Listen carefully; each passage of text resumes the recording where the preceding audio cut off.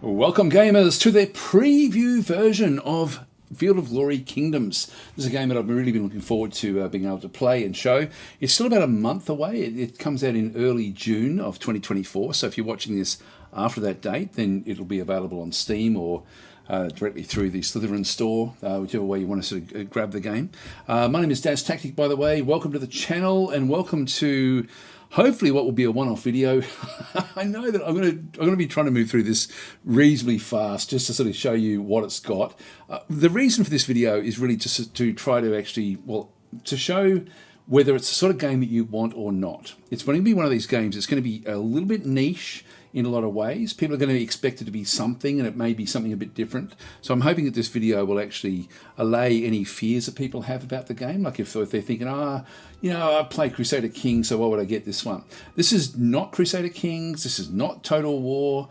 This is not Field of Glory, to be honest. It's Field of Glory itself is a tabletop simulation type game, which is it's a tabletop battle game, which is incredibly great.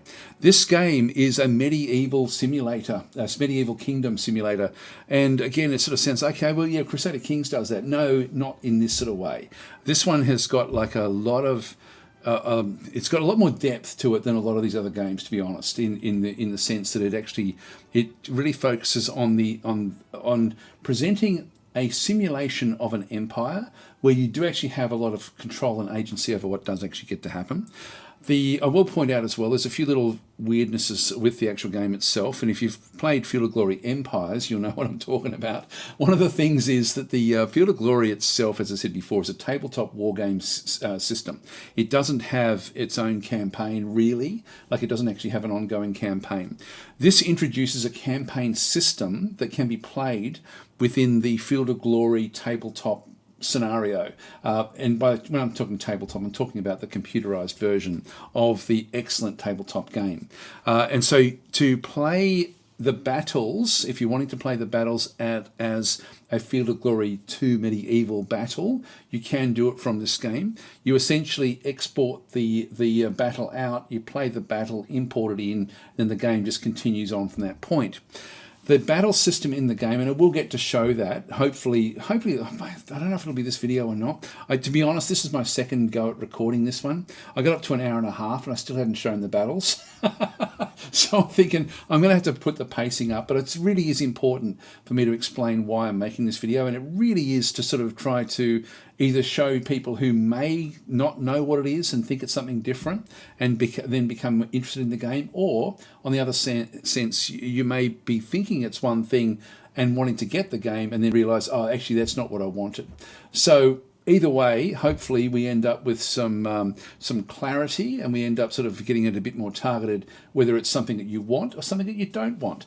For me, it's a game that one of my most anticipated games of 2024. I love it. I've got to say, even this very, very early version, this is a version that I'm expecting there to be bugs and things that are broken. It's by nowhere near the complete game, and I'll explain that as well when we get into it. Actually, let's just get into it, otherwise I'm just going to be rabbiting on for a length of time. So we're just going to go into scenarios. I'm not going to go through all the different bits and pieces here. I will be doing much more in-depth stuff when the game actually does launch.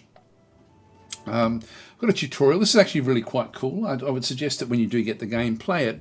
It really just it glosses over many of the things you can do in the game. This is the complexity of this game. God, where'd you rate it? It's right up there. Like, it's in terms of the number of different game mechanics that all mesh in together is like there's a lot going on, a hell of a lot going on, and that can be overwhelming. But there are ways to approach it. So I'm going to show you how to approach the game in a simplistic way, and then we'll ramp it up to show sort of more in depth as to what it actually does have. I'm going to be playing Fall of the Angevins, and I'm not sure. Anyway, Fall of the French. In 1194. Now, there is actually, I will point out, the actual release version of the game. There'll be another one, at least another one down through here, which is the Grand Campaign, which I think starts in 1054 from memory. And that is actually like a full-on campaign that goes through pretty much all of Europe, down into North Africa and across into the Middle East. So you've got all of the Crusade Wars, you've got everything going on through there. There's a lot more in the actual Grand Campaign, like exponentially more than what I can show in these versions we have through here. We've got the tutorial, we've got El Cid, which is basically on the Iberian Peninsula. We have the Fall of the Angevins, which is essentially just going to be Western Europe. Northwestern Europe, to be honest. So just pretty much England, France, and that's pretty much it. A little bit of Germany, and that's and a little bit of the little bit of Spain, but hardly any of it. So anyway, this is the biggest of the actual scenarios. So we'll play with this one through here. We have a difficulty slider down through this other side. I'm just going to keep it on balance for now. I could ramp it up, like you got experienced, difficult, very hard, insane, and suicidal. I know I'm sort of covering some of these things, but I'm just going to keep it on balance for now. We'll go and select, and it's now loading in. All right, and because I don't really want to be sort of bogged down covering too much detail, I'm just going to be playing someone fairly medium small, which would be Scotland, which is a good one to actually sort of show a lot of what the game actually does have. So we'll go and choose Scotland, and we'll just go and click the tick. That will then start us off. We get a little bit of information back down through there. Go that way through that side, Fall of the Angevin, yep, blah, blah, blah. Now we're going to keep on getting that scenario message coming up turn after turn. There's a lot of things that need to be tweaked in this one. This is really like a beta version that's been chopped out, and there are more bugs introduced by giving me this version to play than the actual beta itself. I will say that, but it's awesome, to be able to sort of see what is coming. Now, when you sort of first start, you come in with different colours for the different countries, and this is this first one through here, the different overlays. The first overlay I'm going to show you is essentially the domains overlay or the province overlay, which then gives you the various provinces all coloured up without really worrying too much about who owns what. This is important. We're going to scroll back out until we actually get a flick, and we then see big names. Like we've got Moray back in through here. We've got Alba, which controls these. We've got the southern uplands, which are down through here. The highlands across this other side, Ulster. So we've got a few different areas that are in this province system. Now I'm just going to gloss over things really, really fast in through here. But this is sort of how you can manage things on a more macro scale by the province system. So once you understand that we've actually got these different provinces, these are collections of different groups.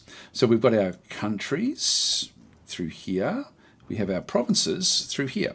When we control, and you can see we control these two through here, but there's actually 5 in this region, and these with the little sort of like these little symbols rotating around them are the province capitals. And so we have the Isle of Man, essentially. We've got Castletown on the Isle of Man, is the province capital of these southern uplands, back and through this other side. And so we need to control the province capital, and we need to control the majority of the, we don't have to control all of them, just the majority of the regions inside the province to be able to then control the province. When we don't control it, we have to then micromanage each individual area. When we do control it, like if we can control all of Alba, in through this other side, and we control 3 of the 4, including the capital of Moray, of this particular group. That then gives us abilities that are beyond the micromanagement of individual little levels. So if we go into Angus, for example, the first click that I get this province with Alba in the middle. If I go and click on, for example, Angus a second time, I then go into the regional level of it. If I click on it again, I go back out into the province mode. So I've got 2 province mode abilities in through here, and back through here, I can't, if I keep on clicking, all I'm getting is the actual region. So just be aware, I can manage things on a region level. I also can manage things on a province level like this. And so you can automate the game to a large degree. So the simple way of playing this game is to automate your provinces. And you do this a number of different ways. So what actually can happen here is you end up with food, infrastructure, and I think it might be equipment are all essentially pooled. A lot of these things are pooled together to help each other in the actual province itself. So the provinces help each other. So it means that you don't have to, for example, have all of them spread out doing food if you really want to have one province, doing something spectacular.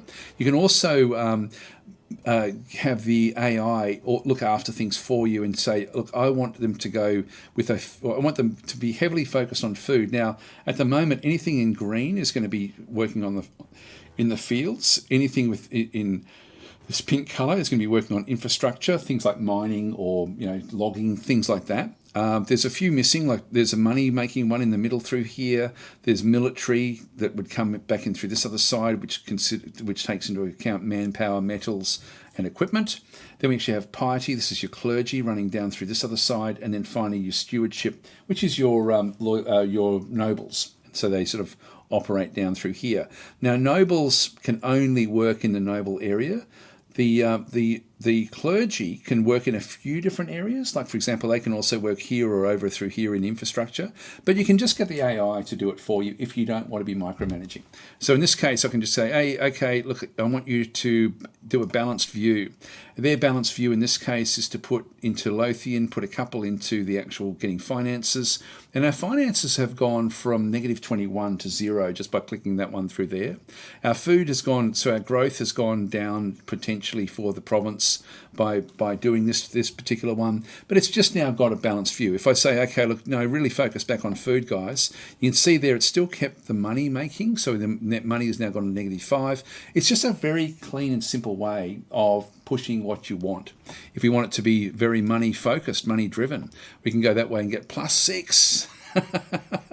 Whichever way you want to go. Often you'll find that these won't change that much. Anyway, that's one way of doing it. And then the other side of things, you've actually then got the what's going to be built. We've got 5 slots open through here for building, 1 and then 5. And again, I can say, okay, look, I really want you to focus on agriculture or health or infrastructure, whatever it might be.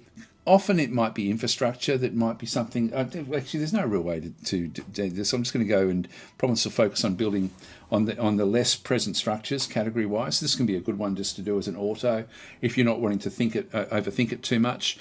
Is to click on this balanced view at the back here. It may not build in all the slots, and because the infrastructure is spread out. In fact, if I go back into a balanced view here, I'm going to get a little bit more infrastructure coming back through. And it will then sort of share this around for the building. And so if I go and click on this one through here, you'll see it didn't actually bother building anything in the middle one. And it's going to take 8 and 13 turns respectively for the poultry farm and the clay pit. And so it will just keep on, while this is selected for this province, it'll just keep on doing balance every turn. I don't have to think about it. It's just an automatic aspect of what's going to then happen through there. So that's one thing you can do with these. I can go back to the other one up through here as well, and then just go back to balance. It's a nice, simple way of doing things. In this case, the balance didn't actually go and bother to build anything in here, which is interesting. It's decided not to do it. In fact, it's hardly got any infrastructure working. If I went and did infrastructure and just try that again. Yeah, now it's going to start to shuffle things around when I click on these. So by doing it that way, if I go back to balanced mode, it's already got these, so it's not going to undo those. I can go back in if I wanted to and just basically sort of right click on them and manually get rid of them. Where are we? Just go back out of here again. Again, just go back in and click, right click. And if I just leave it like this, you'll sort of notice that the least that I actually have, in fact, this keeps on trying to build this one because it is on auto. If I just go and right click on that one, delete, and just come back into the province mode, it's left them open there. But this is one way, by keeping these open, you can actually then pool your infrastructure and get things actually happening. In this case, the food is actually a bit of a problem through here. We have a stockpile of 55, but the AI will then just look after that for you. So you don't have to worry about it if you use this automation. That's one way of doing this sort of stuff. The other benefit you get from this is that once you do control a province or a domain, you end up being able to get special mercenaries that you can then go and buy. There's a lot of really cool things about this that weren't in Empires. Empires had a lot of different ways of doing things. It is a great game, the Field of Glory Empires. This is the second version, but these are now predominantly, or they're always going to be mercenaries, which means that they're going to cost a lot of money, not much money to get initially, but a lot of upkeep.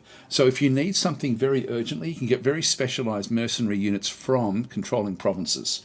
And so they just become available. If I go and buy on a province level, they're going to be built in the province capital. So if I go into here, I can then go, okay, look, there's my Scottish Mercenary Highlanders. So I can pick these up. They're going to cost me a fair bit of money, like they're going to cost me 120, and then the upkeep is going to be 30. So they're quite expensive to get those. And then we have other units we can then get that aren't mercenaries. I'll talk about those separately, so we'll come back to those.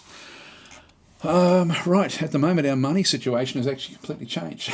So that's just through the automation with what we actually have through there. But I do want to sort of go through, if you're going to do the micromanagement yourself, I'll just go through a few tips with that one. I'm going to reset the game. By the way, when I do reset the game here, I'm going to go back out to the main menu. The game, these little scenarios are exactly the same at the start every time you go in. There's still randomization with what can happen in the game, but the setup for the trade goods and all those different bits and pieces is always exactly the same. So whereas if you're playing the grand campaign, you will find that they will chop and change a lot. There'll be certain things that are always preset. Like, so for example, if you've got like a location that is extremely well known for the iron ore that was found at that location, iron ore will always be there. But there's a random chance that other things may or may not appear there. So let's talk about the way that money can be sort of tweaked in even a more advanced way of actually having a look at, and we'll look at the trade system. The trade system is really, really involved if you want it to be. You don't have to play much with the trade system if you don't want. But let's have a look and see what we're going to do. We're just going to be playing as Scotland again. So we just go, yes, okay. And in we go. Just let the AI do its stuff. Get rid of that one. And so when we look at Scotland, we've got negative 21 gold coming in through here. And it can be a good idea to sort of have a really close look at what's going on and why things aren't working. Now, even when I tweak things, I've still got problems underneath what's going on. It's just that the AI has been able to cover most of the ineptitudes of what's actually happening to get a strong result by changing things around, which is fine, but the underlying problem can still be there. So one way to look at this is to go to your trade goods overlay and have a quick look at the color system. Now, the way it sort of works in through here, so when you actually look at this, the way it works is that red means that there's 3 or more trade goods that are missing. Orange means that there's between 1 and 2 trade goods missing, and this means money. You are losing money in these provinces. So if you can correct the trade good aspect, it will then start to perform better. Over through here with green, it means that we've got some bonus goods. Now, they don't really impact you very much, so you can sort of almost ignore the problems with bonus goods. But let's have a look at this particular one through here. This one here, if I go and click on it again to go into the actual province itself, because into the region itself. So this region has got a problem with its trade details. We can see there it's got like a little sheep symbol sort of showing in through that other side. This is livestock, so it is producing livestock. That's what it does produce. And so its trade value is 3, but the trade income is 0. It's not actually using it for anything. But look at all the different structures that can make use of it. So if we build one of those, we're going to then be able to at least get a little bit of money out of that particular trade good. Down the bottom here, this is actually the big problem though. We've got 8, 16, 24 of the, like if we can solve that, just in this one province, we're going to actually, we're going to save a lot of money. So we can go through and start to think, okay, well, what can we do here? We can start to build the things that are missing. Like we're missing wood, we're missing grain, and we're missing legumes. These are fairly easy fixes. Now, we can do this, like we can either build or we can get rid of the reason that these are required. If I hover over wood, this structure is missing the trade good. It's got a mining exploitation, which is in through here. If I go and click on that one, it needs wood and it's missing, and it's costing me 8 money to make up the shortfall. If you've played Empires was a more complex system in the fact that you actually could get wood into a neighbouring territory and it would then feed everything else around it.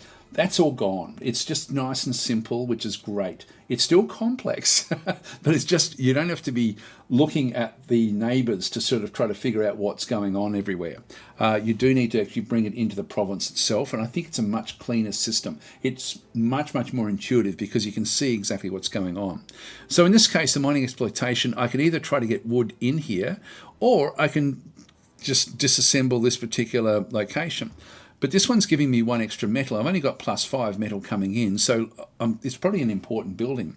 Is it worth 8 money? Probably not, but I've got a good chance that I will be able to get the wood at some point. So it's not really a massive problem. So have a quick look and see what's costing you. We're also missing grain from the bakery. Notice the colour. The colour is yellow. It's in the yellow section. It's under bakery. Click on bakery. Missing bonus of 3 food and 2 money because we don't have any flax. This is a bonus trade good. If we had flax, we'd be able to get even more money out of the bakery. It's producing 4 food at the moment, but it's costing me -1 money overall.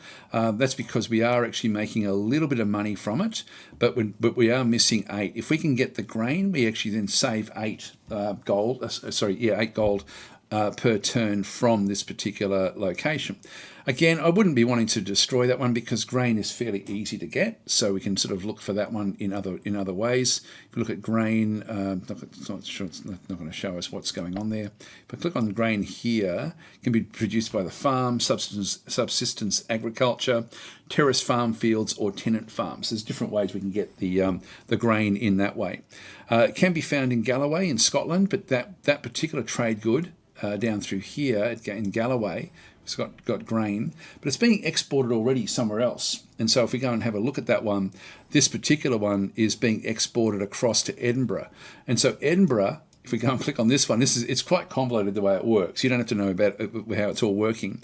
But we do have commodities locally or imported. We actually have grain is being brought in. But it's being brought in from within our system. So there's a bakery here as well that's got this grain.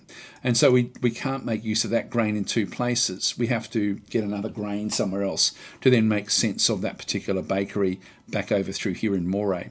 So that's actually missing. And then we also have legumes, and legumes are missing from the hamlet. And so we have a hamlet down in here.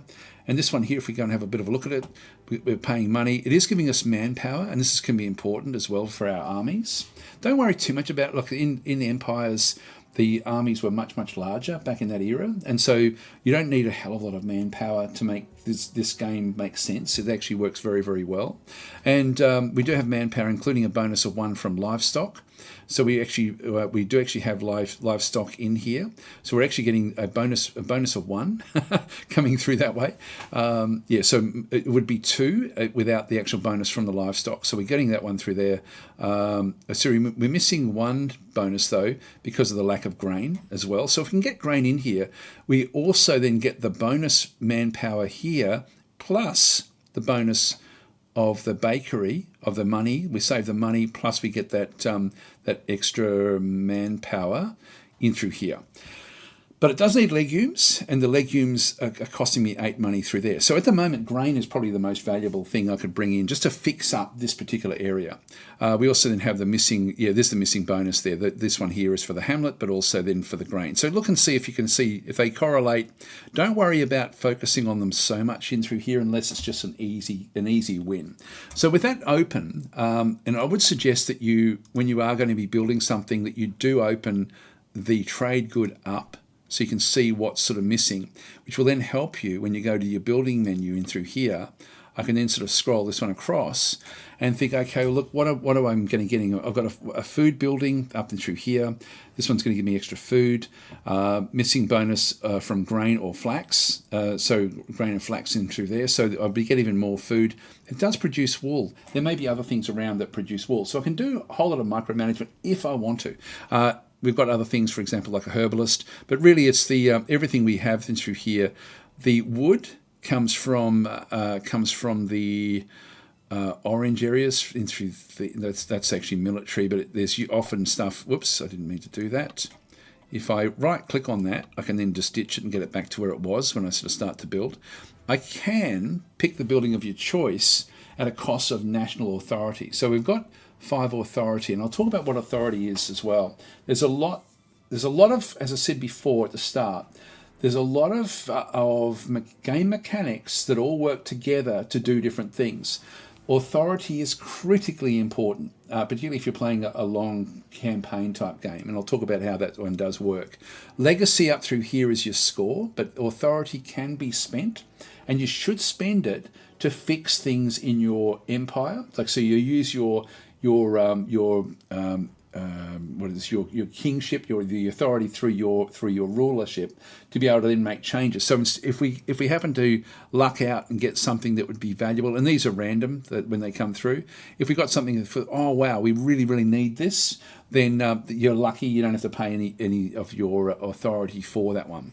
So at the moment, the planned authority is we've got too much of a domain at this stage. Like our domain size is actually is impacting our you can see the current domain size is 8. This is the number of regions that we actually have. The regions. Required domain size for the realm change is 5, and so the maximum domain size for authority gain is 2 essentially. So we are losing authority back and through there, but we are gaining it through one of the special structures somewhere in our empire. I'm not sure which structure that actually is, but we are actually getting at least some authority coming through, which is very, very important. This is probably one of the most, well, it probably is the most important mechanic in the game to control if you can, after you sort of just get your initial money and so on and so forth under control. Anyway, that's going to be something we're going to need to really look at carefully. But there's nothing in here that is really going to help me. So what I can do is I can go and click the building of your choice at a cost of national authority. This then opens it up. So I've got the 6 different areas that correlate down through here, can be then chosen with 6 different choices. So the food buildings, there's our legumes. We could get legumes straight away. That would be something we could go and do. The others aren't going to really help us with what they actually do produce. There's a flax, which only just helps us with the bonus good there. Honey, and that one, just gives me more livestock, which I don't need. So that one's certainly doable. But have a look at all of these. There may be other things in here that randomly come up that you think, oh wow, I've got to get this, I've got to get that. There's certainly going to be other things. For example, like logging would be in here. Actually, there it is there, wood cutting. So I could actually go and grab this one in here. So a very basic activity done by a few villagers. So the wood cutting is of great importance. That one would then get our mining exploitation under control. Again, if I go and click on it, it's just going to then take a little bit of the authority from next turn. We're going back at negative 0.2 at this stage, just based on what we're sort of seeing through there. If we go and click on that one as an example, let's just go and do it. And so that one is now being built back and through there. And our domain, our authority, so regional edits and decisions, we've used up one of our authority to make that decision. So that's actually where things are happening. It's only like a one-turn type thing. But it's important because it's going to ultimately save us money. And so that's one way of looking at that one through there.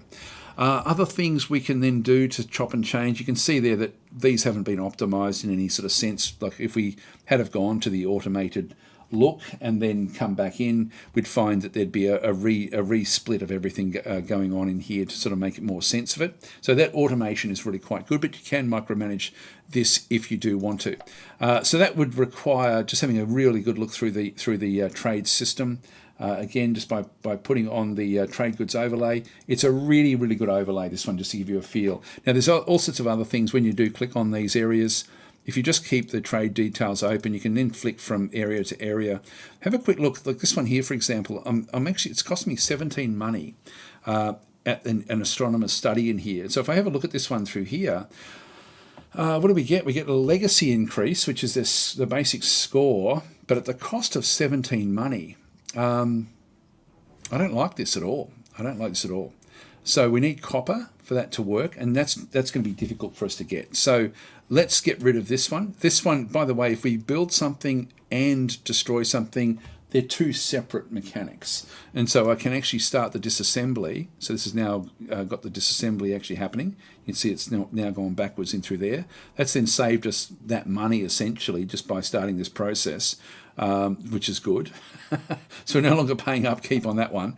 And we can still go in and buy something if we wanted to. Like we can still go in and grab grain or whatever. What do we need? We we need this in through here, which we're not going to get. So I won't worry too much about what's happening in through this other side. Anyway, that just sort of covers those aspects of the trade, but you can certainly fix your money fairly easily with a bit of micromanagement. But if we did the automation, they wouldn't have gotten rid of that building. And so the automation's good at trying to plug the gaps, but it won't, like if there's something like that that you're really thinking, I really don't need that one, you can I think you can right click on that to bring it back if you don't want to do it. So you can left click or right click to either stop that one or not. And you can sort of see it's impacting what's happening back over through there. In fact, if I just click it, even just a left click's going to do it as well. So anyway, that's sort of where we are. We no longer have the requirement to bring that one in. Now, don't get rid of everything. Just have a really judicious look. There is somewhere in here a building which is giving me a boost to my authority. That's an incredibly valuable building. I'm assuming it's going to be in here somewhere. We've got the domain court. If we have a look at this one through here,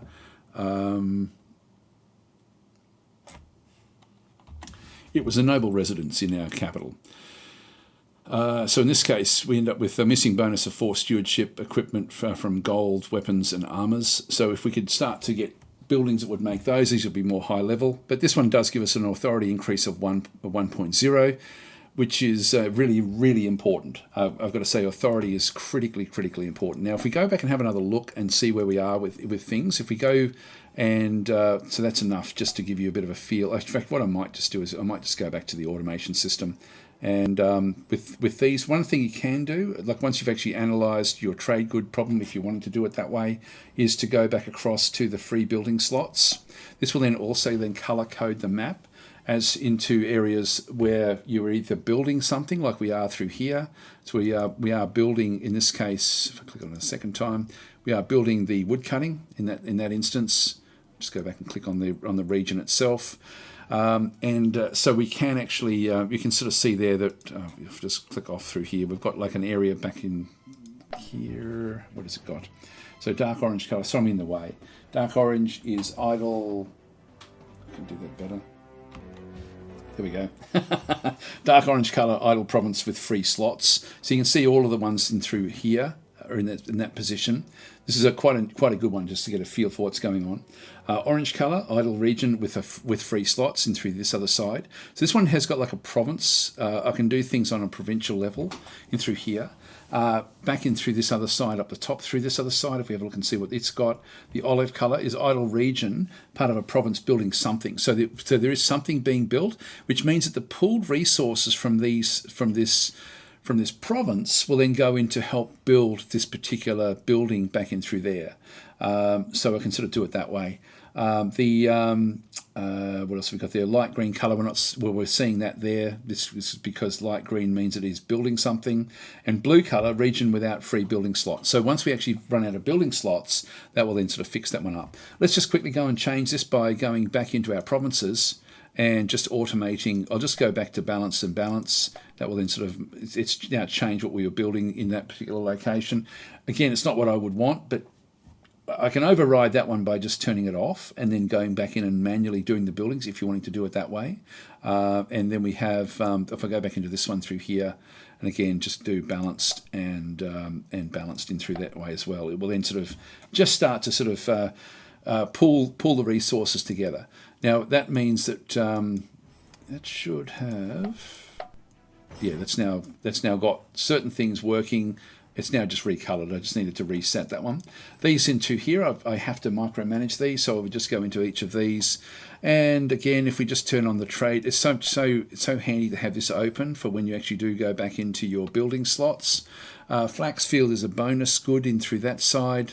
There's really not much else going to happen there. I might as well go and grab it. It's then not going to cost me any more authority. And authority, I'm trying to sort of keep that under like a little bit responsible. Like, so that actually is working well for me. And let's go across into the next one as well. And this one here, the trade goods here, we actually are missing flax, which means we're going to be able to then use the flax from next door to actually fix that one up. And we've got leather as well, if we can somehow find a leather worker, which we won't be able to find here. Herbalist. This one here is a hemp field, which will give us hemp. That will allow us to build rope and stuff, so on and so forth. I mean, there's, I can get other things if I wanted to. I think I'll just go with the hemp at this stage. I can just check and see. We've got 5 of 6 slots have been built, so I've only really got 1 slot here. So maybe we look at something else. This one doesn't use any slots, so while I've only got 1 slot, what I should do is look for slot 0 stuff. So change the fortification level by +1. So let's go and get a closed settlement. The others all cost me a slot. So while I have a building slot, I can still build these 0 slots and bring them in.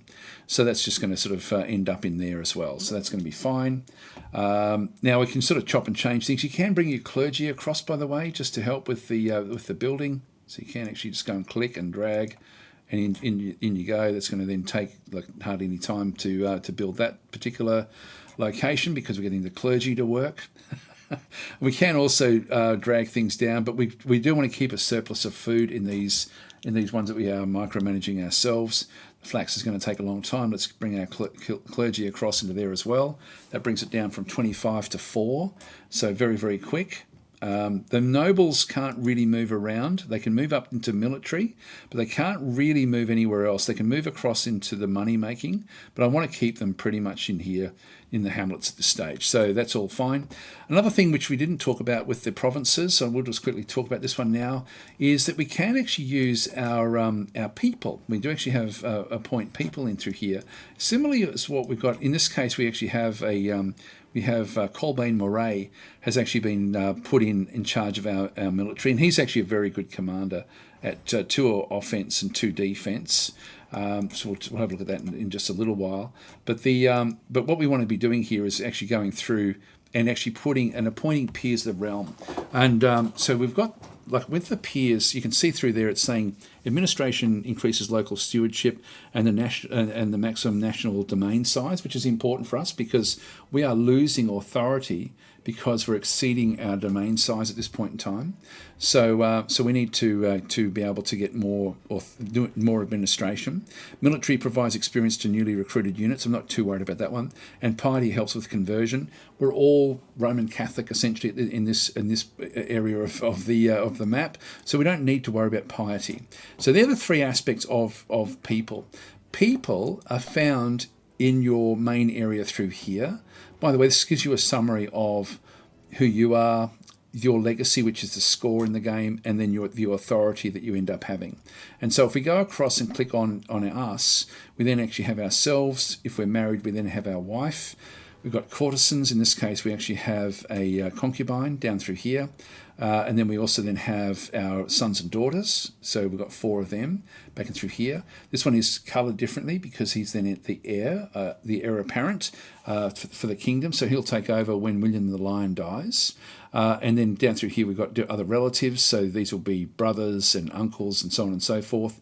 If they don't fit, they've got this weird sort of sliding scale, but you can hover over them and sort of get them to scroll. And so similarly in through here, we've got other nobles in the court. And so this is our court. It's not as intricate as something like, actually, I can probably turn on my camera again. It's not as intricate as something like Crusader Kings in this sort of sense, for example, but it plays differently in other ways. And these are so these actually are there to help you. You can certainly use them. Their loyalty is quite important to sort of see how loyal they actually are. So if you see a hand, you know how loyal they actually are. So this one here is like if it's mainly going to be like a yellow colour or a gold colour, then it means that they're quite loyal. A bit more suspect if they're back down in through here. So 54 for Neckland de Leslie, and you'll see there it's got the administration, military, and piety directly under the loyalty as well. And so I could reward this particular character, for example, and put him in charge of one of the provinces, and sort of just be done with it in that sort of sense. These are unknowns. We don't know how loyal these other ones actually are. It also shows their relative health as well, the charge as to what they actually do in the court, like what they're more likely to be. Well, there's our military leader, for example. These are just basically, if we hover over them, we can sort of see the different sorts of things that they actually are.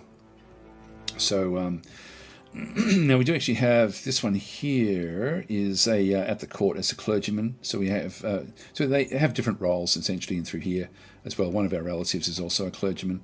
So we can start to sort of bring these across into the actual game itself, and we do that through a few different ways. We either appoint them in charge of our military, or we go into like a province area and we just go and appoint. Now I really want to have high level people. Look, this is that one that had the suspect loyalty at 54. Let's give him a role. So at 4 authority, sorry, 4 administration, he's actually doing very, very well. So he's now going to sit in charge there and just help things along. Still automating with what happens in through here, but his skill will just be applied. This gives him a role to play in the actual empire. And similarly back in through this other location, I can then go and grab somebody else. He's now coloured, we can't use him. We've got Malays, which is one of our sons, which has got 4. We have another son in through there. They're both got good potential. Let's go with Malays Balfour. So he can then come in and sort of look after that province. We can't do it with these other ones. They don't actually have the authority to do that one. So that's one way we can start to sort of make use of our court in the game. As I say, you don't have as much you can do in the actual game itself. Now, there's a few other little things we can do when we're actually inside a region. So just very, very briefly, I mean, you can sort of flick between the province level and the region level with whatever you've got selected. You then also got diplomacy. Now, in this case, we're doing diplomacy for ourselves, which it just shows the state of all the diplomacy when we're inside our own regions. But we can go to other regions, like for example down into this region, and talk to the British, and sort of just go and talk with diplomacy down through that other side, and start to do things diplomatically with Richard the Lionheart if we wanted to. We also then have other things which we can do back in through here. We can start to raise armies, so we can sort of go in and start raising armies on a region level back in through this other side, or we can go back into the province level and also raise armies from this level as well, coming back into the province capital. But this will then get recruitment from, if we've got special buildings that give us other ways of raising armies. So I would suggest you always try to do it on the regional level when you start to do, like if you over through here, for example, and then start to do the queue, that will then end up back in Edinburgh because that's the capital. But it does pick up any special troops that you have in your province, so that's a good way to do those. Trade details I've already had a bit of a look at through there. So if I just go back in on these levels, we've got 2 armies as well. If there's an army there, we can just go and click on that one to bring the army up. So you can sort of get access to things in different ways. Other things that are important to know about is you've then got diplomacy back up the top here, which essentially then just gives you an overview of the different sorts of diplomacies that you can then go and do. Christian Catholic just gives you a bit of a rundown as to where the ecumenical councils are. Now, none of these are on the map that we're playing, so you can forget about that in this scenario. We have an excellent ledger. This is really, really cool. I'll just show you briefly. I've had some bugs with this one, but this one just gives you a summary as to what's going on. This can be very useful to have a look at from time to time. It'll sort of show any problems that you may come up in some of these different areas. There's different unique sort of type buildings and things that you actually have available as well in different regions of the map. It gives you a summary of what you're constructing, but there's all sorts of stuff. You've got the population summaries, the military summaries back and through here as well, with the different sorts of unlocks that you then have access to. Trade goods back and through here as well as another sort of summary. There's just heaps and heaps in the ledger, and it's very, very valuable, extremely, extremely well done. Then you've got this one as well, which is actually a really, really important tab. And so this is your regional decisions. And so when you click on these, you have different decisions you can then make. Now, we've got regional decisions, we've got 3 of 12. So what we can do is we can recruit local units back in through here. So this one here will cost me 60 gold if I'm wanting to recruit units, or recruit a non-standard unit. I've got 2 of these choices at the moment. These will sort of these are like getting cards. There's a you'd say shift right click to reduce the odds of having this decision, or shift left click to increase the odds. So there's a chance that you're going to pick these things up every so often. It just shows you what's going to happen. This decision will trigger next turn. It's going to cost 100 money. So you can sort of see what the cost is of these. And so this one here, recruit non-standard units. We don't know what they're going to be, but this one here would end up costing me 30. In fact, it's saying there 35. Control right click to recoup. So we do actually get things back. Once sold, the decision can't be brought back. So I could actually sell that off to somebody else if we wanted to. Anyway, that's the decision process is very, very cool. So expert mode. See all of the non-rare decisions, even the ones you don't have. Wow. Look at that. Look at that. So that's all the stuff that you can ultimately get to do. Witchcraft trials. Yeah, we've got to get into this. So I'm really looking forward to playing the game. It's very, very much more immersive for me anyway than Empires was. Just in all these little extra wonderful things that it's actually got. Anyway, that's decisions if we do want to make those. So also you will actually get summaries of different things. So you can sort of click on those, and generally usually if you right click or left click, they disappear, but in this case it won't. So that's that's sort of where we are at this point in time. Now we've up to 45 minutes, so I don't want us to go too long. What do we have up through there?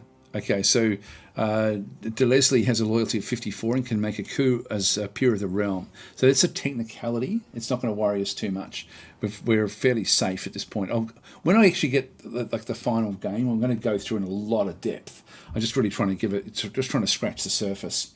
Let's go and declare a war, and I'll show you the intricacies or the things of working with armies, and why you may or may not want to have certain things happen. So let's go and look at our army as a whole. So we can click on the army itself. We can see that we actually have sergeants, which are cavalry, and it's a standing army unit. This is sort of like the core unit. It doesn't cost you a hell of a lot to keep in the army, so to keep it as a standing unit within the army itself, but it does cost a lot to recruit them in. So with the standing army, you've got a limit of how many of these you can bring in. Now, there's a few ways to find out what the limit actually is. If I go back in, for example, into the region, and just go back in to actually go and build one of these sorts of things, if I go and have a look at a standing unit army and go to actually build it, it should show me there. If I press Control, right click, it's not going to do it. If I left click for details, it's not standing unit. Okay, it should be in here somewhere where it tells me these are Scots Highlanders that I can sort of bring back in. But these are standing army unit. Now normally it would tell me that. If I go and add this to the queue, 3 turns. It normally shows you down in here somewhere. Don't know why it's not showing it. That's weird. Anyway, let's leave. I do want to get those, and then back up through here as well. Just go and have a bit of a look to see what we can bring in this other side. And so we actually have, these are the mercenaries, which are going to cost me a lot of money all the time. Or I can bring in these Scottish spearmen, which don't cost me very much. These aren't standing units, so I'm going to be bringing this one in. So I'm just going to right click just to bring that one in 3 turns as well. What we'll do is we'll also then have a look at the actual makeup. Now, the 2 units I've brought in are more frontline troops, but these ones you'll see are ranged levy support units. We don't want support units in the front line, and so we're going to move into this hilled area. If we just click on an area that we're interested in, we can then just have a look to see. At the moment, if I hover over that one, there's 5 units in its garrison at this point in time. That will change over time. But it's also then, this is the movement cost, but it also tells you the frontage. It's got a frontage of 6. So as long as I've got like a fairly long front line, I should be fine. So we're going to go and bring a few more units in. Let's go back to our regional decision. And we're going to recruit, we've got local units in through there for 100. Should right click to reduce, yeah, that's okay. Or non-standard units. Let's bring in non-standard units and she's got ×2, so I think it brings in 2 units. Let's go and actually do this one. So there must be a friendly leader in the region. So I'm just going to go and click on that region, and now we've got this decision is coming in to this region, and it's going to give us 2 non-standard units. It's a nice way for us to sort of quickly build up our army. I think might even just leave it at this. Did we do the automation? Yeah, we've done all the automation, so that's actually all okay. So I'll keep them. We've got +30 income coming in. Our manpower is good. Metal is okay. Everything else is actually okay. So let's go and end our turn here, and then I can show you sort of how the scoring system in the game works. Right, now we are in the green area, which means that this is the total authority that we actually have. Now, spend it, but just be aware of where you are in the grand scheme of things. In this case, these are getting +3 per turn. We got 0 for turn that time. We're on 5 in where we are. So we're not actually we're going to be dropping down. If you're in the green, you have a chance of picking up these progress tokens, and this will then progress you to the next level of development as an empire or as a kingdom or as a duchy or whatever it might actually be. And in fact, for us, we actually start off as such a minor kingdom. We're not even considered to be a duchy at this point in time. So, and then if you go down to the bottom of the list, you'll then sort of see that there's a group at the bottom here. And these actually have a chance of picking up an aging token. If you end up with 5 aging tokens, you go backwards through the development. If you end up with 5 of the progress tokens, you go forward. And so your authority is very important, just to have it around, so you can then actually sort of have the ability to keep on advancing and changing your government type, or even just maintaining it in this area where you don't actually have a chance to pick up either a progress or an aging token. The thing with this is, though, the more authority that you keep, the more likely people are to be aggressive with you. So the higher your authority, the more of a target you become. So just be aware of that as well. Over through here, we're ranked number 3 in the legacy points. This is the scoring system of the game. Just get rid of that one. So those progress tokens are shown through here. This is actually the way that the system works. And again, this mechanic is just brilliant. I mean, it was great in Empires, it's great in this one as well. And so we are currently a stable Mormea is what we actually have. We've got some special abilities, like we've got this one through here.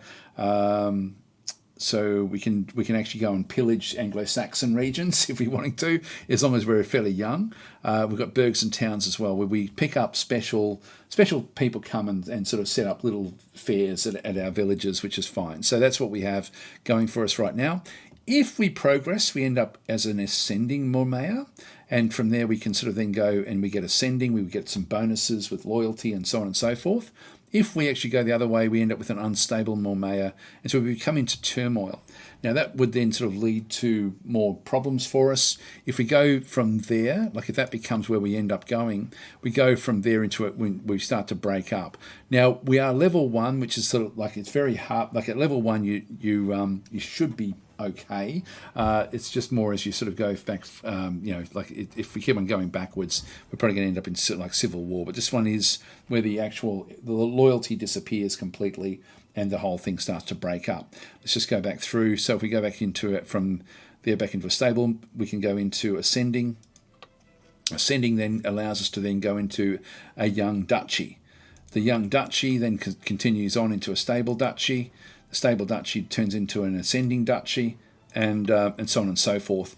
But it doesn't always go backwards the same way that you think it might. So if we go back in from there, we then lose the ascending duchy and become a young petty kingdom, and we just become a Western feudal state, which is sort of like what a lot of the other kingdoms will be around us. So we lose a lot of the special things that we had when we were level 1, we go to level 2. And so there's a range of different levels. As we sort of go back up through the levels, we then become a young monarchy at level 3. And we then continue on through that one, and then we finally become a young unruly empire, and then a stable unruly empire, and then we go through the different lists and through there with the different empires as well. But as we go backwards, we may end up with a different set of areas where we end up with civil wars and everything breaking up. There's a civil war there, for example. So we end up with and that becomes ultimately a stable petty kingdom at that point. And so it then goes back up again. So we can I don't think we can ever really get back to our, so we end up going from the fragmented duchy down back into a stable county. We no longer can go back to where we started. Like it's a very, very interesting system, the way it does actually work. It's a really great system. You don't want to be going backwards too much, but it is actually something that is very, very interesting. So in this case, again, always have a look to see if there's any other decisions. This will often be decisions to do with diplomacy. That will show up in through there. If you do have any claims that you can then, like Lothian we already control, so we don't need to do anything else through there, but there will be claims that will come your way. There may be decisions that help you with claims. There's all sorts of different things that play a role in through here. So we'll just go back and quit out of that one. We do actually have an unknown disease strikes the region of Angus. This is all random. The appearance of a serious epidemic in Scotland, so this isn't good. So we've got a few epidemics in these different regions. And this is where we need to get like health buildings in to try to help with these sorts of things happening. It's not going to worry us too much at the moment. We don't actually have any health buildings anywhere. And then we actually have cemeteries are filling up in Inverness as the death toll increases. We end up with less population in here because of the epidemic. So we've actually lost a population, unfortunately. So we are actually sort of losing pops just through the randomisation of what's actually happened. In through here, we did actually pick up, this is our main army. We have a second army now, which actually just came in. And in this case, we ended up with two more support units and also an infantry levy there as well. I'm going to move these. I'm going to merge them in with the first army. So they're now part of this first army. But we've now got even more support units, and we just don't need this number of them. So these have got a combat power of 6. These have got a combat power of 4. Let's go and ditch some of these guys. I'm just going to go and select a few of these, maybe just 3 of them. And we're just going to split them out. And for this particular second group, we're just going to disband that group. So we'll just get rid of them. Let's go and do one more of these regional decisions. So we've got from peasants to freemen back in through here. So we get so the more talented and useful peasants are even more productive. So we can sort of get them becoming a bit different. Recruit local units. Yeah, so we'll do this one here. And so we'll actually go and play this one back in there again as well. So we'll build up our army and then we'll go to war. In fact, we might even start the war process now, actually. Let's just go back across. So to declare a war, it's very, very simple. You just go and select we want this location, basically. So I'm just going to go across, go to diplomacy, and this is going to then go to the capital of whoever's controlling all of this, which is going to be Man in the Isles. This is Ragnvold, and these are Danes. So they're actually they're Norse. This is their background. So we're just going to go and declare war, and so that's all we have to do. You'll be declaring war. I can get rid of this by going back in and going back into and cancelling it. I can click on it to cancel, but that's actually fine. And so we're just going to go ahead. Now this is going to then impact our authority dramatically because we're now we're overdoing our authority. Let's just get into our turn. I've still got the building queue, so I've actually we've still got building coming back in. Now by doing that, we've actually got a -6. We lost 11 by doing that action. So we're now at the bottom of the list in terms of authority. So we need to now redeem ourselves if we can. Okay, we'll just leave that one where that is. Scotland is regressing sort of down the bottom there. There's a chance every like 15% chance to receive a disorder token while we're at the bottom of the list there like that. So we've gone from the top to the bottom in one go. -7 is where we currently are in terms of authority. We've got the this is all important stuff. So we'll just go and okay, it's nice and fast the way the game is it's to be played. It's not really. Then we're now getting a coloured version through here with the political overlay. So that's the political overlay automatically comes in with the war. So new claim. So we've actually got new claim with great conviction. William the Lion proclaims Argyll as a de jure sovereignty of Scotland. And so this is actually an area that now is one of our claims. If we go across into our locations in here and our claims, we can then sort of see that we actually have Argyll. Man in the Isles is an enemy. Now I'm going to go in and show you combat in the game. I think I can show you that, and hopefully I'm just going to go in and attack. Now this is a really silly thing to do, even with a strong army. We're just going to go in and build what we actually have. So we've now picked up the Scottish Highlanders. They've come through. We didn't end up getting that one from the other side. They must be still building. If we have a look and see, we've got a fairly, we've got rebuilds in through this other side. We've got the Highlanders. We've got the sergeants. 2 archers. We have a second army, and these have come in as Scottish spearmen. So this is the other one that we had with the regional decision. So we've been able to pull together an army very, very quickly. Let's merge that one with our first army. So we now actually have a fairly meaty army to take in, 11 units in it. Let's go and march across into Moray. Now Moray, again, if we go and left click on it, has got and this is such a useful area through here. The cost of 6 is the movement cost. Now, our forces have got a movement speed of 4, but you can always move into a province. Like I couldn't move into there and then back into there in one turn. But if it's the one province that you're moving into is more than what your movement allowance is, you can still move in there. So when we have a look at that one, but the important thing is the frontage. It's got a frontage of 6, but it's also got a castle. So we've got actually an unbreached wall, 1 of 1. So we're going to march across, and we could besiege it. I'm just going to go and attack it. Now there's a few different things I can do. I can just move into that territory, or I can go in and just do a full-on assault straight away. Let's just go and do that. The smart move is to go in and besiege it, and basically it'll collapse very, very quickly. But let's go in and show you, so I can show you the combat. So we're just going to get, and we're ordering an immediate assault. They're just going to march straight in and assault. There's going to be other things when we have a look at this. This territory, I'm not sure if you can sort of see much about what's there. We don't get to see much what's in there. But at this stage, what do they have? They've got 7 units now. So there's 7 against our 11. We've still got disease spreading in through this other side. We can convert to New Faith, which we don't need to do because that's a decision that we could sell back. Control right click to recoup. So let's go and do that. So we'll just go and sell that one back off for a little bit of extra gold. Let's end our turn. Now I'm going straight into the combat here.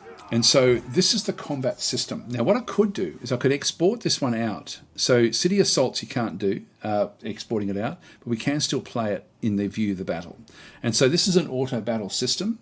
At this point in time, by exporting the battle out, we can then go and sort of see what's the we can then impact a normal fight, but you can't do these for naval battles, and you can't do these for city assaults. So they're the 2 things you can't take out into the Field of Glory 2 system. So let's go and view the battle, and I'll try to explain what's going on. Now we've got they've got a combat power of 30. They've got 7 units.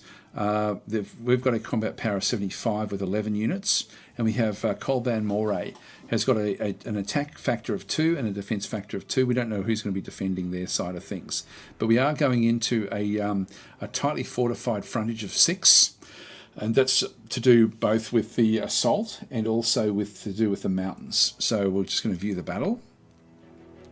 And so this is the township, and we're just going straight in without anything happening. So let me explain a little bit about what's going to happen. I'm not going to play continuous play. I'll try to explain the process of what we actually end up having here.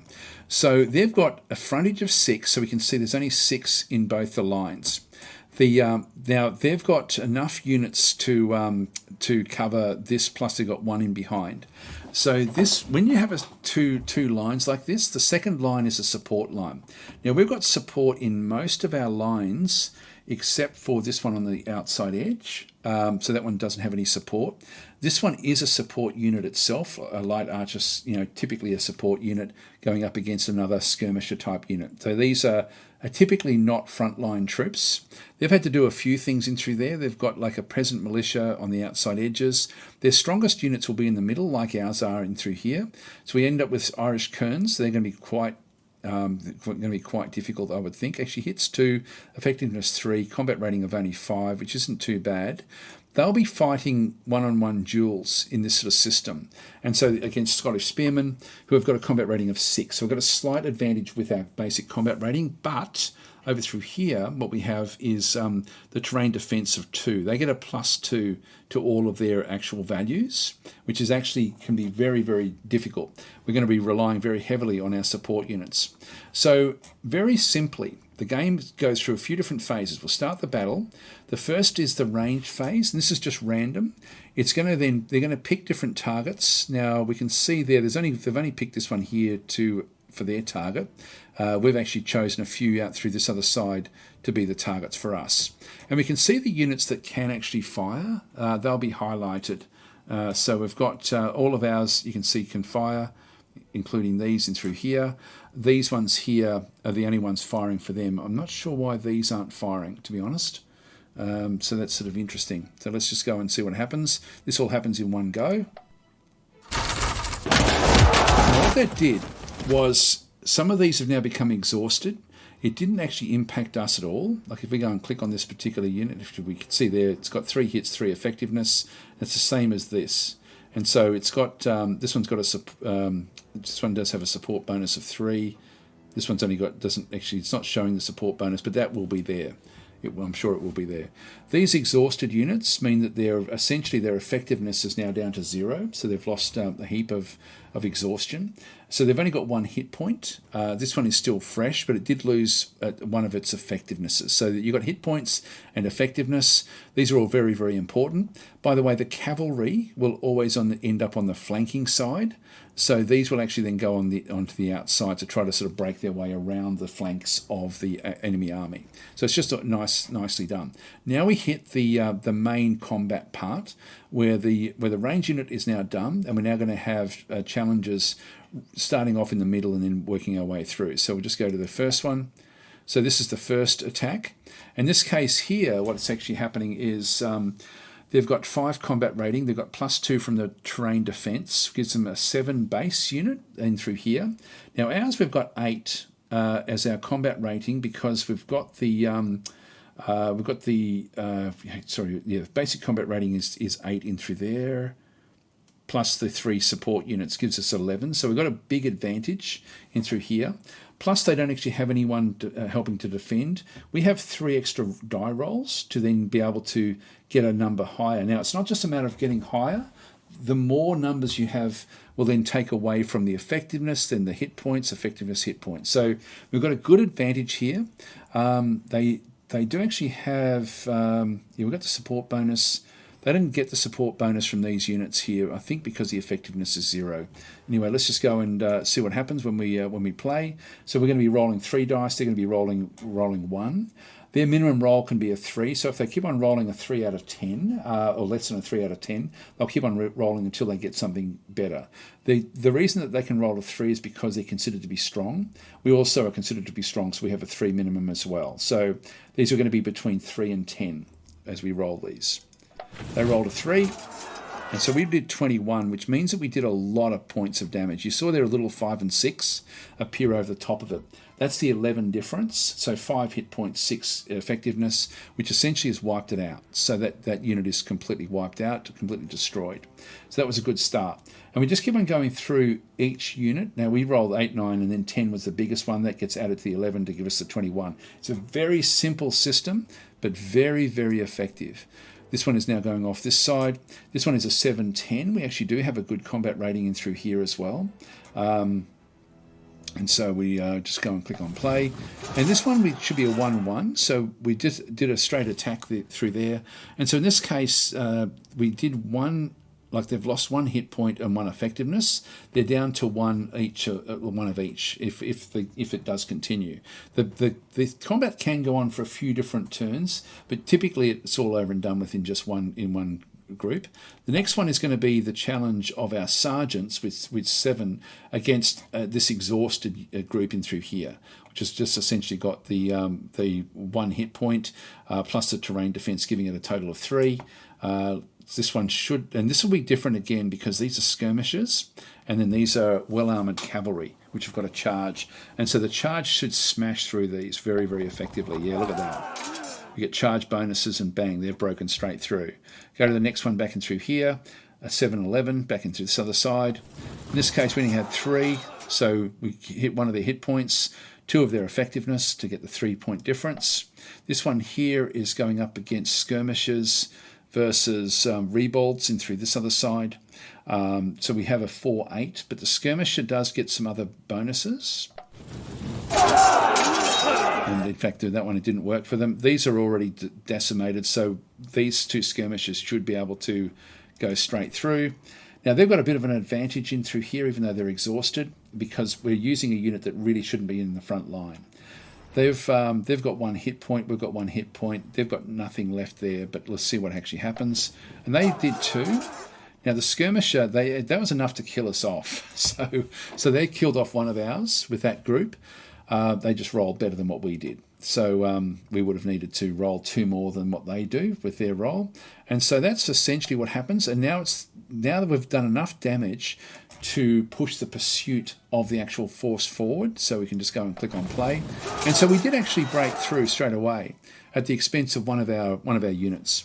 And so in this case, these ones did actually hold on, but these were destroyed. And so we just click on play. Scotland won the battle. Just go and click on play again. Oh, sorry, we now leave the actual, and we can view the report. So we didn't really lose any health except for losing this complete group of light archers, which I'm actually happy enough with, to be honest. I don't care much about losing those. So, and all that's left for them is some really badly damaged Irish Kerns and ranged militia. So that's the 2 that were sort of left at the end of that particular battle. Just go and click and close that one down. And so it looks like we did end up taking that one in this case. And so we ended up getting plus 12. We're back to 5 again. So we've now picked ourselves back up into the middle ranks. So we've sort of bounced back away from the danger zone in terms of what we were doing. And that's worked out fairly well. From there, we can just continue on. So, and the reason we got that was because it was one of our claims, and we now actually have claimed Argyle. We now actually do control this one, which then gave us the in fact, you can see there are additional changes from last turn. We got 10 points from the claim. The battles one gave us 0.5. Religious supremacy gave us 1, which I think everyone's got that one essentially, and events gave us 1 as well. So that gave us a big turnaround in what would actually happen, but that was because we were going after a claimed territory. So, and the claimed territories aren't things that you can really manufacture easily yourself, but they will come through with different decisions over time. So again, the game has got a really nice system. It is not Total War. You can see it's not even Field of Glory really, but you can export it out into Field of Glory. It's not Crusader Kings. It really is very, very unique. It's an awesome game. I'll be going through this in much more depth and detail when I get my hands on the actual game. I'll probably do some live streams even with this version just to sort of show it off to people. So have a look out on my Twitch channel for that. I'll probably be playing that fairly soon, I would think. Anyway, I'm going to leave it there, guys. But awesome game. Can't wait to get the final version and be able to show the game in all its glory. I'll probably wait until I start to really do more massive content here on YouTube until I actually have the full game, and or even just the pre-release version, not this version which doesn't have the grand campaign. The grand campaign really does. It's just incredible the amount of replay value you've got, not just by choosing different factions, but even just within the same faction, just with the randomization of the different types of trade goods and things. Anyway, I hope that gives you a bit of a snapshot as to how to play the game, how to approach it, what to look for, how to micromanage it if you wanted to, how to not micromanage it if you don't want to, things like that. So anyway, I'll catch you next time. Thanks for watching. Please like and subscribe. Thumbs up on the video is always very, very helpful, and I'll catch you next time. Thanks for watching.